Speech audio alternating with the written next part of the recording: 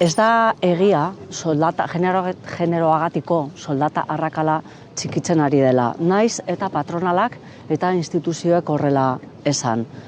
Ikusten dugunez, lan merkatua dago guztiz segrekatua, eta generoaren arabera alde batetik eta jatorriaren arabera beste alde batetik. Eta horrek ondorioak ditu. Zeintzu, adibidez, emakumeok, zein migratuak edo pertsona arrazializatuak, beraiek egiten dituzten lanei balio gutxiago ematen zaie. Ez da kasualitatea 1.500 euro azpitik dauden sektoreak gehienak feminizatuak izatea.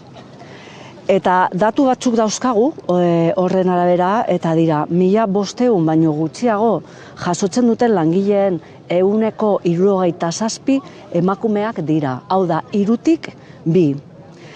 Eta lanbide arteko gutxieneko soldata azpitik dauden soldatapeko emakumeen 58%, lanaldi partzialean egiten dute lan. Horregatik gu diogu oso garrantzitsua dela soldata propio bat izatea, eta horregatik diogu arrazoiak soberan ditugula kalera ateratzeko martxoaren 17an soldata propioaren alde eta grebaren bitartez injustizia horren kontra borrokatzeko.